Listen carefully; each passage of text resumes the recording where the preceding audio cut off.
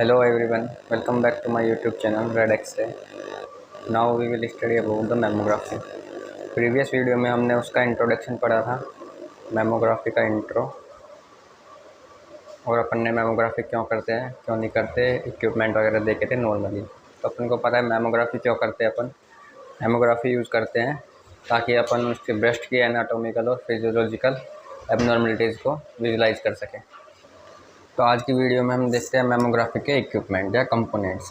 Components में होता है generator firstly, secondly mammography x ray tube, third उसमें आता है target material, fourth focal sport, filter, collimator या कोन, कंप्रेशन पैडल जो बहुत ही इंपॉर्टेंट रोल होता है कंप्रेशन पैडल का मैमोग्राफी में, ग्रिड्स, AEC यानी ऑटोमेटिक एक्सपोजर कंट्रोल, जो अपन टाइमर या इसमें यूज़ करते हैं ना, उसको बोलते हैं ऑटोमेटिक एक्सपोजर कंट्रोल। तो फर्स्ट आता है जनरेटर। जनरेटर क्या होता है? हाई वोल्टेज जनरेटर मैमोग्राफी में यूज़ होता है। The x-ray generator transfer the incoming voltage to the x-ray tube for production of x-ray. The x-ray generator जो मैमोग्राफी में जनरेटर जो यूज़ होता है वो क्या करता है, उसका फंक्शन क्या होता है? जो इनकमिंग वोल्टेज जो आती है मैमोग्राफी एक्सरे ट्यूब के लिए जनरेटर के पास, उसको इनकमिंग वोल्टेज को एक्सरे के प्रोडक्शन में कन्वर्ट करता है एक्सरे ट्यूब के लिए। एक्सरे में जो इनकमिंग वोल्टेज आई उसको एक्सरे में कन्वर्ट करता है एक्सरे ट्यूब के लिए, ठीक है, generator. In mammography we are dealing with soft tissues of breast. Mammography में क्या होता है, अपन क्या किस चीज़ की एनाटॉमी वगैरह देखते हैं, सॉफ्ट टिश्यू के, ब्रेस्ट के सॉफ्ट टिश्यूज की, ठीक है। तो क्या होता है जनरेटर में? हाई वोल्टेज जनरेटर, एक्सरे जो जनरेटर होते हैं वो क्या करते हैं, इनकमिंग वोल्टेज को एक्सरे प्रोडक्शन में कन्वर्ट करवाते हैं, ठीक है। 20 to 40 kVp of x-ray energy is required for good contrast. Mammography में क्या होता है, 20 to 40 kVp जो होती है एनर्जी जो होती है एक्सरेज की, वो रिक्वायर होती है गुड कॉन्ट्रास्ट लेने के लिए, इमेज बढ़िया लाने के लिए, यानी इमेज क्वालिटी इंक्रीज़ करने के लिए only 20 to 40 kVp x-ray energy require होती है। The high frequency generator with 5 to 10 kilo hertz power is use for mammography. जो जनरेटर की पावर होती है वो कितनी रहती है? 5 to 10 किलो हर्ट्ज, यानी कि हाई फ्रिक्वेंसी जो जनरेटर अपन यूज़ कर रहे हैं मैमोग्राफी में, उसकी पावर कितनी होनी चाहिए? 5 to 10 किलो हर्ट्ज। और जो अपन केवीपी लेते हैं उसमें मैमोग्राफी के लिए कितनी होनी चाहिए? 20 to 40 केवीपी एक्सरे की एनर्जी होनी चाहिए एक गुड कॉन्ट्रास्ट इमेज लेने के लिए।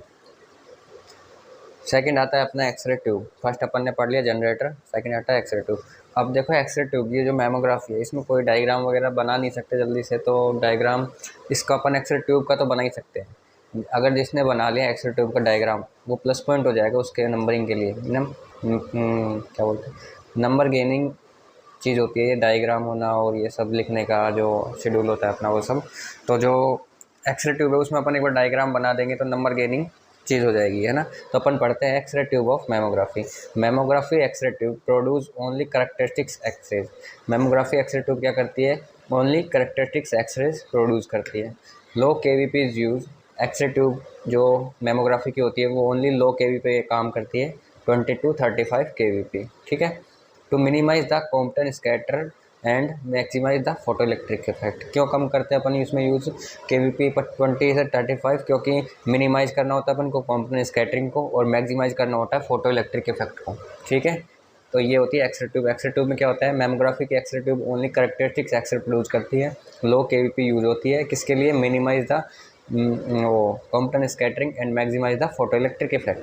तो अपन ये जो ट्यूब होती है उसमें देख लो क्या क्या होते हैं। एनोड यानी टारगेट मटेरियल, जो अपन आगे पढ़ेंगे अभी, मोलिब्डेनम का एनोड होता है ज़्यादातर, मोस्टली अपन यूज़ करते हैं मैमोग्राफी एक्सरे ट्यूब में मोलिब्डेनम का ही एनोड यूज़ होता है। कैथोड कहाँ होता है? Filter, window, oil window, beryllium window, proximal collimator. तो ये अपना एक देखा जाए तो स्ट्रक्चरली लेबल डायग्राम हो गया एक्सरे ट्यूब का। किसकी X-ray tube? Mammography x ray tube.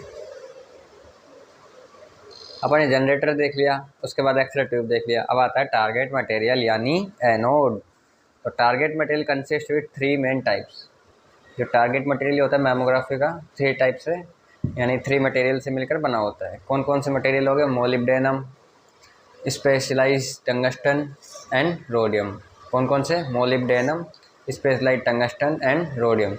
The material which is use as target have higher atomic number. जो मटेरियल एनोड के लिए यानी टारगेट मटेरियल के लिए यूज कर जाते हैं उनका जो है हायर एटॉमिक नंबर होना चाहिए। Molybdenum is the most common anode target material use in mammography x-ray tube. Molybdenum जो है ये मोस्ट कॉमन एनोड मटेरियल हो गया जो अपन मेमोग्राफी एक्सरे ट्यूब में यूज़ करते हैं। Molybdenum produce x-ray at low KVP 30 to 40 KVP. Molybdenum जो होता है एक्सरे का प्रोडक्शन करता है लो केवीपी पे, और जो अपन को पता है कि मेमोग्राफी में अपन को लो केवीपी पे ही काम करना होता है, तो molybdenum is the best material for target anode. क्यों करना होता है लो केवीपी? क्योंकि अपन को क्या करना होता है, मिनिमाइज़ करना होता है कॉम्पटन स्कैटरिंग को। कॉम्पटन स्कैटरिंग आपको पता होगा क्या होता है क्या नहीं। रेडिएशन इंटरेक्शन विद मैटर अपन ने पढ़ा होगा, नहीं पढ़ा है तो आप लोग कमेंट करें कमेंट सेक्शन में, आपको अगली video interaction of radiation with matter करा दी जाएगी। जिसको ये टॉपिक करना हो वो बता दें। इसका अपन को पता है रेडिएशन इंटरेक्शन किस टाइप से होता है, 4 टाइप से होता है। कौन कौन सा? फर्स्ट होता है, तो कौन कौन से टाइप से होता है इंटरेक्शन रेडिएशन से? फर्स्ट होता है कोरेंट, सेकंड होता है कॉम्पटन, ये तो पढ़ा होगा 11th-12th में भी आता है कॉम्पटन स्कैटरिंग। थर्ड हो गया अपना फोटो इलेक्ट्रिक इफेक्ट, और अपना फोर्थ हो गया कौन सा? Pair production.